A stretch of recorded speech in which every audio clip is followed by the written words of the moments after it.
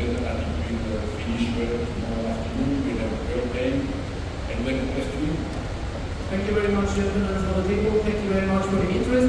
If you want to take a picture now, please, gentlemen, stand here on the stage for a group picture. And let's enjoy the last 2 minutes of this World Cup. Thank you very much for your interest, ladies and gentlemen. Also, for all goodbye and see you.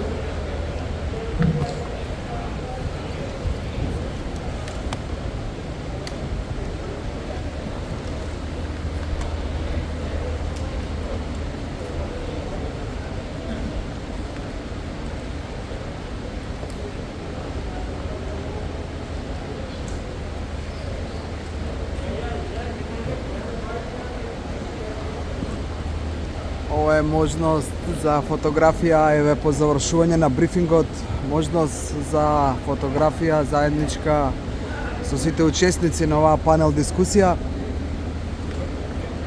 Интересни работи се кажа.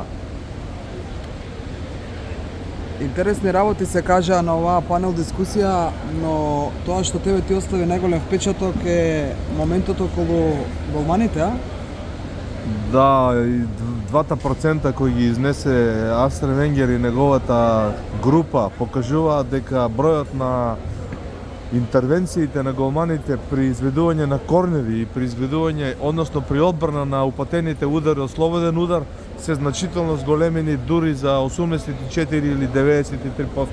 Тоа е една фантастична бројка која покажува дека стручните штабови, стручните тимови, посебно специјалистите за тренинг за голмани, многу добро работеле на оваа проблематика и тоа е покренато на изворедно високо ниво.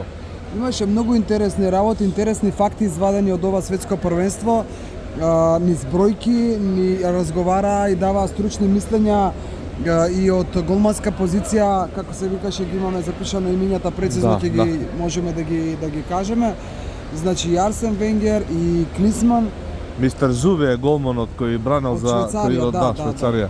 Тој ги објаснуваше овие работи околу голманите. Има многу трпение за сето тоа да го објаснат со свое лично видување, искажано низ бројки. Така. И уште една работа, посебно ме импресионираше излагањето на Јурген Клисман, кој многу прецизно, многу добро и недвосмислено кажа дека експлозивноста на напаѓачите и посебно нивната брзина при трансформацијата и скреирањето на шанси за гол е многу важна и тој процент е многу исто зголемен.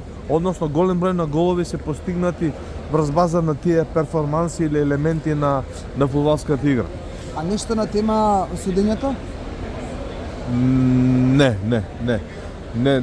Не го регистрирав тоа, меѓутоа на крај, кога имаше новинарски прашања, кога ги прашуваа новинарите, на едно од прашањата на мислечине дека беше бразилски новинар, Јурген Клисман исто така многу прецизно и јасно одговори дека на преварот Мексико-Англија, кој англичаните го добија, е досега пред да се одигра, нели, утрешното финале меѓу Аргентина и Шпанија, убедливо најдобриот надпревар за него, највозбудливиот, најинтересниот, најдинамичниот и просто тој не може да си објасни како Англија го доби тој надпревар на една таква динамика. Да се подсетиме само, англичаните се играч помалку заради црвениот картон, скоро мислам дека цело полувреме. Добро, да те подсетам само на почетокот се зборуваше доста и за Аргентина. Само што почна дискусијата, се зборуваше и за Аргентина, но имам снимено се, можеме да извадиме сечоци од оригиналните зборувања, изјави, да кажем.